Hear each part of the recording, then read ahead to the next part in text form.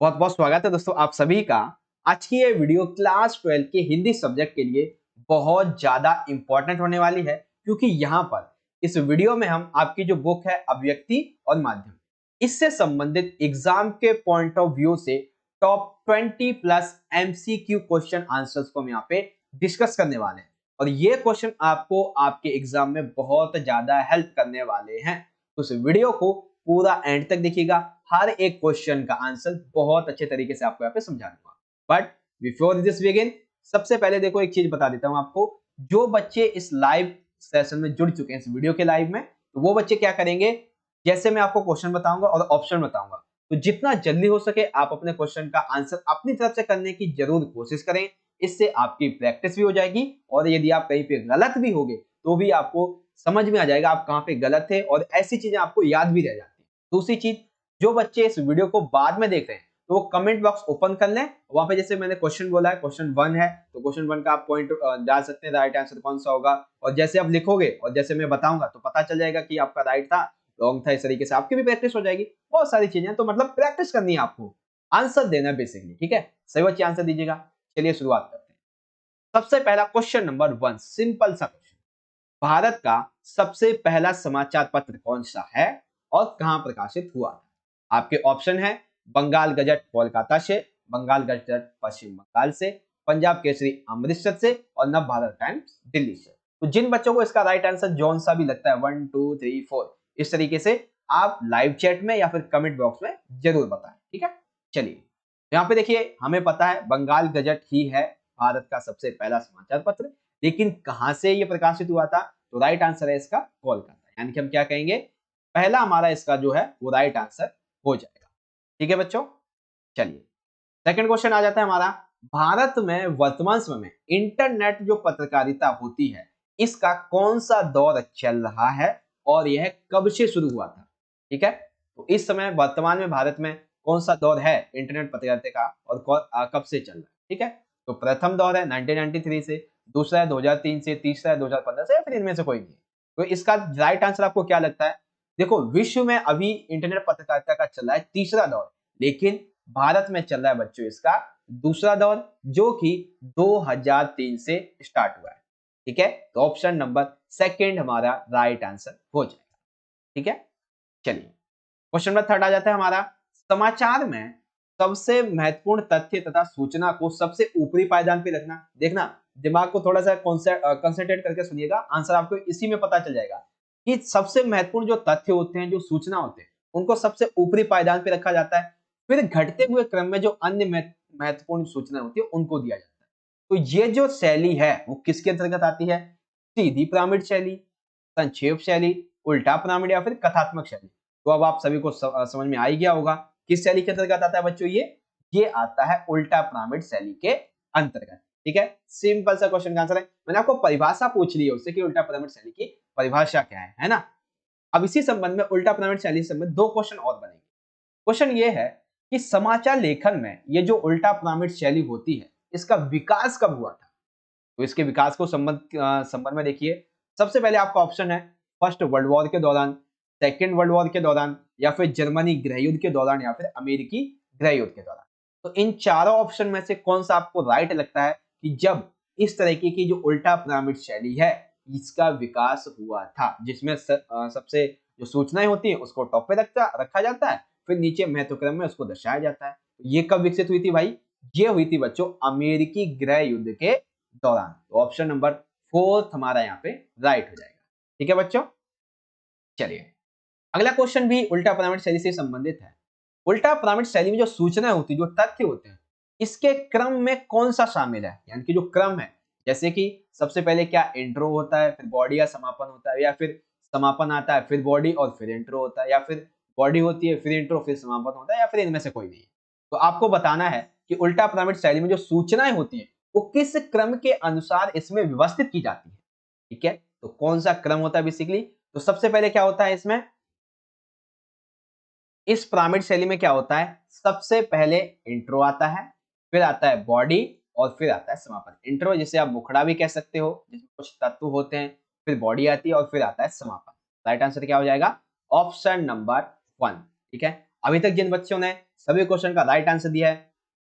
Very good, आपने अच्छी तारीख रखी। जिनका एक दो गलत भी है कोई बात नहीं, आप दोबारा से प्रैक्टिस करो, समझ में आ जाएगा। ठीक है, चलिए अगला क्वेश्चन है यहाँ पे, पत्रकारिता के विकास में कौन सा मूल भाव सक्रिय होता है? पत्रकारिता जब इसका विकास हो रहा होता है तो ऐसे में इसके मूल भाव में क्या सक्रिय होता है? आपके ऑप्शन है उत्साह, जिज्ञासा, ईर्ष्या या फिर इनमें से कोई नहीं। जल्दी से जल्दी बताइए कि पत्रकारिता के विकास में कौन सा मूल भाव सक्रिय होता है? राइट आंसर हो जाएगा बच्चों इसका आपका ऑप्शन नंबर सेकंड, जिज्ञासा। ये पत्रकारिता के विकास में एक मूल भाव होता है। अगला क्वेश्चन, किसी समाचार संगठन में काम करने वाला नियमित वेतनभोगी कर्मचारी क्या कहलाता है?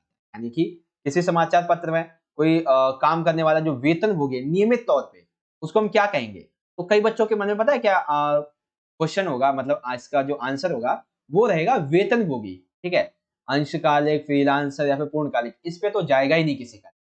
बट यहाँ पे आप वेतनभोगी अगर कहते हो तो गलत है, क्योंकि यहाँ पर राइट आंसर है इसका ऑप्शन नंबर थर्ड, पूर्णकालिक कहते हैं। अब इसको देखो थोड़ा सा यहाँ पे आगे मैं संक्षिप्त प्रकार में समझा देता हूँ कि निम्नलिखित में से कौन सा मिलान सही है, इसको समझ लो। अब एक ही साथ तीनों को मैं समझा देता हूँ, अलग अलग एमसीक्यू नहीं बनाऊंगा, एक ही साथ समझा देता हूँ। सबसे पहले होते हैं पूर्णकालिक पत्रकार। ये कैसे होते हैं? बेसिकली ये किसी भी समाचार पत्र या फिर संगठन के नियमित वेतनभोगी कर्मचारी होते हैं, नियमित वेतनभोगी पत्रकार होते हैं, ये होते हैं पूर्णकालिक। ठीक है, वहीं अगर आपसे क्वेश्चन को ऐसे पूछ लिया जाए कि निश्चित मानदेय पर कार्य करने वाले जो पत्रकार होते हैं उनको क्या कहते हैं, तो उनको कहते हैं अंशकालिक पत्रकार। और फिर जो कि भुगतान के आधार पर किसी भी समाचार या फिर संगठन में लेखन का कार्य करते हैं उनको कहते हैं फ्रीलांसर। क्या? फ्रीलांसर या फिर स्वतंत्र पत्रकार। तो ये याद रखना।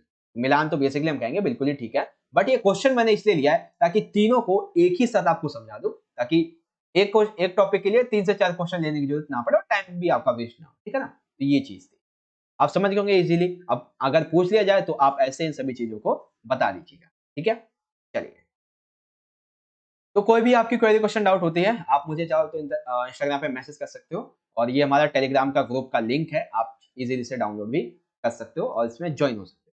वीडियो अच्छी लगे तो लाइक शेयर जरूर कीजिएगा। अगला क्वेश्चन अगले टॉपिक से, एक सुव्यवस्थित, सृजनात्मक और आत्मनिष्ठ जो लेखन है वो क्या कहलाता है? तो सभी के बच्चों के माइंड में एक कुछ खटका होगा, क्या कहलाता है ये? क्या ये फीचर लेखन है, क्या ये स्तंभ लेखन है, क्या ये आलेख लेखन है, या फिर एक रिपोर्ट लेखन है? तो क्या बेसिकली सुव्यवस्थित, सृजनात्मक, आत्मनिष्ठ लेखन जो पाठकों को मनोरंजन करता है, उनको शिक्षा देता है और भी बहुत सारी चीजें, जानकारी भी देता है, तो ये किसके अंतर्गत आता है?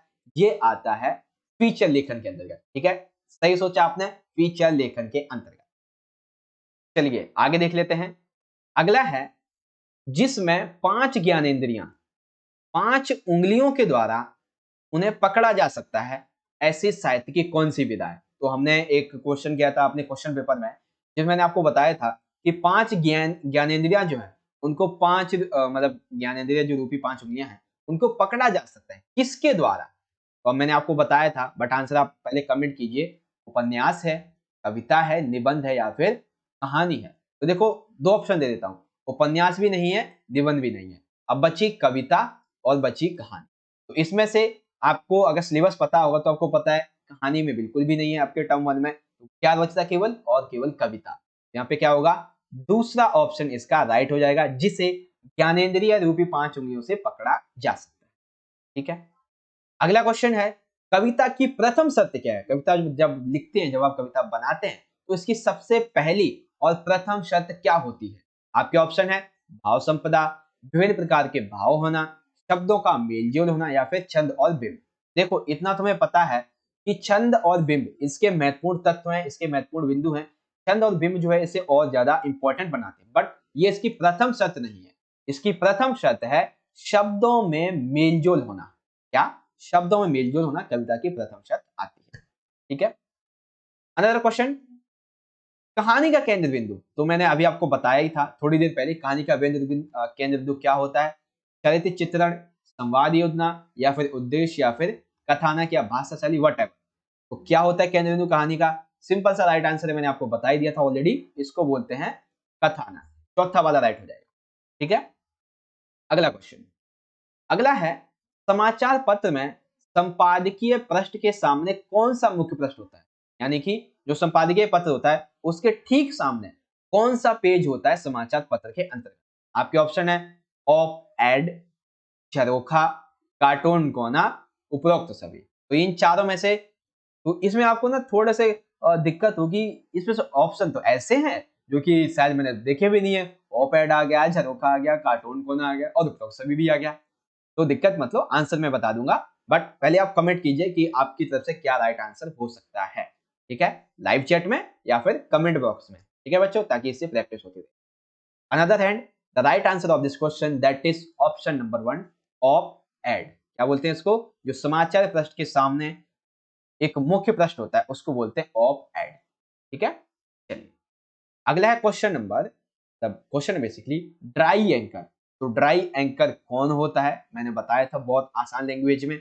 आपके ऑप्शन है समाचार पत्र में सूचना भिजवाने वाला, चित्रों के बिना खबरों को दर्शकों में सीधे बताने वाला, फ्लैशबैक न्यूज के लिए लेखन करता है, या फिर पहले से प्रसारित न्यूज का पुनर्प्रसार है। चार ऑप्शन है आपके, तो बताइए जल्दी से जल्दी कि ड्राई एंकर किसके संबंध में।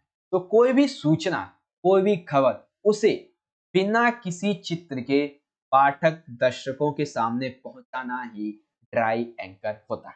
तो ऑप्शन नंबर सेकंड हमारा यहाँ पे राइट हो जाएगा। ठीक है बच्चों, आई होप अभी तक की प्रैक्टिस आपकी अच्छी चल रही होगी, है ना। चलिए आगे आ जाता है डेड लाइन से क्या तात्पर्य है। आपके ऑप्शन है समाचार पत्रों में छापी जाने वाली मुख्य लाइन, समाचार पत्रों में छापी जाने वाली सनीखेज लाइन, समाचारों के माध्यम से समाचार को कवर करने के लिए निर्धारित समय सीमा, या फिर उपरोक्त सभी। तो आप सभी को होगा, जब आप सभी को पता होगा जब आपके एग्जाम्स होते हैं या फिर आप स्कूल में जाते हो, जो टीचर्स होते हैं, ऑफिस वर्कर होता है, एक नॉर्मल वर्कर होता है, उनके लिए एक पर्टिकुलर काम की एक समय सीमा निर्धारित कर दी जाती है और कहा जाता है इस समय तक तुम्हें इस चीज को करना ही करना है। तो उसे क्या कहते हैं, डेडलाइन कहते हैं। इसी संबंध में समाचार के पत्र में क्या हो जाएगी कि समाचार माध्यमों के लिए समाचारों को कवर करने और उन्हें निर्धारित करने की जो समय सीमा है उसको कहते हैं डेडलाइन। तो ऑप्शन नंबर थर्ड हमारा यहाँ पे राइट आंसर हो जाएगा। ठीक है बच्चों, बहुत अच्छे तरीके से आपको समझ में आ गया होगा। अनदर हैंड, अगला क्वेश्चन है डैश, यहाँ पे क्वेश्चन मार्क है ये, डैश नाम से प्रारंभ हुआ अखबार प्रिंट रूप में ना होकर केवल और केवल इंटरनेट पर भी उपलब्ध है। केवल और केवल इंटरनेट पर ही उपलब्ध है, वो प्रिंट रूप में नहीं है। प्रभात खबर, उजाला, नई दुनिया या फिर प्रवाह साक्षी। तो जहां तक मुझे लगता है इसका भी आंसर बच्चों को पता ही होगा, क्योंकि मोस्टली मैंने क्वेश्चन कॉमन लिए हैं जो पूछे गए हैं और जो इजी भी है। राइट आंसर है ऑप्शन नंबर फोर्थ, प्रभा साक्षी। ठीक है, चलिए आगे चलते हैं। अच्छा, लाइक शेयर कर देना अगर अच्छी लगी वीडियो। आगे चलते हैं, नाटक की महत्वपूर्ण विशेषता। अगला टॉपिक नाटक का आ गया है। तो नाटक की इनमें से कौन सी महत्वपूर्ण विशेषता होती है। समय का बंधन, नाटक की भाषा, नाटक का चरित्र चित्रण होना, या फिर नाटक का व्यक्ति। तो नाटक की महत्वपूर्ण विशेषता क्या हो सकती है। तो जल्दी से जल्दी आंसर करेंगे सभी बच्चे। राइट आंसर है बच्चों इसका ऑप्शन नंबर 1, समय का बंधन। देखो मैं आपको तकरीबन 5 से 10 सेकंड का टाइम देता हूँ, क्योंकि अगर मैं आपको 30 सेकंड का टाइम देने लगा, 1 मिनट का टाइम देने लगा तो ऐसे में वीडियो काफी लंबी हो जाएगी और कंटेंट बहुत कम है। इसलिए कंटेंट के अकॉर्डिंग यहाँ पे टाइम की कमी कर देता हूँ, ताकि आप भी, आपका टाइम वेस्ट ना हो और आप भी आंसर जल्दी से समझ सको।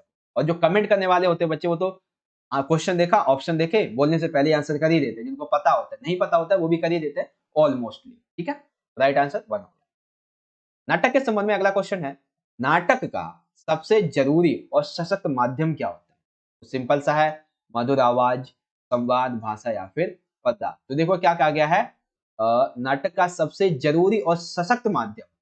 तो नाटक में जब तक संवाद नहीं होगा तब तक वो किसी भी महत्व का नहीं बन।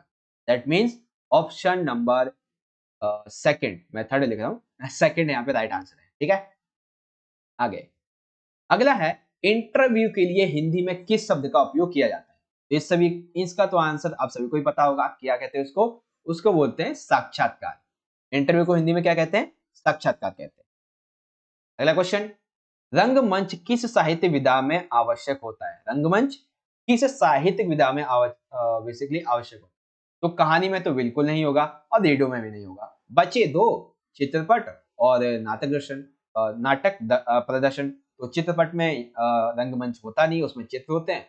बच गया हमारा सिंपल सा एक ऑप्शन, कौन सा, नाटक का प्रदर्शन। तो ऑप्शन 4 राइट हो गया, सिंपल सा हो गया इसका आंसर, है ना। आगे अगला क्वेश्चन है, वॉच डॉग पत्रकारिता किसे कहते हैं। आपके ऑप्शन है, किसी विभाग के कामकाज पर नजर रखना और घोटाले या गड़बड़ी का पर्दाफाश करने की पत्रकारिता, अर्थात या फिर जहां खोज कुत्ते सूंघ कर कोई वस्तु का पता लगाते हो, जनता पर नजर रखने की पत्रकारिता, वह सरकार के विरुद्ध कार्य ना करे, या फिर इनमें से कोई नहीं। तो हम यहाँ पे क्या देखते हैं, पत्रकारिता के संबंध में वॉच डॉग, कौन सा राइट आंसर हो जाएगा, बच्चों को लग रहा होगा वॉच डॉग, अच्छा डॉग के माध्यम से पत्रकारिता के संबंध में सूचना एकत्र करना होगा। But there is not just like answer, answer is that one, option number one is right, कि किसी भी विभाग के काम काज पर नजर रखना और घोटाले, उसकी गड़बड़ी, इसका पर्दाफाश करना वॉच डॉग पत्रकारिता के अंतर्गत।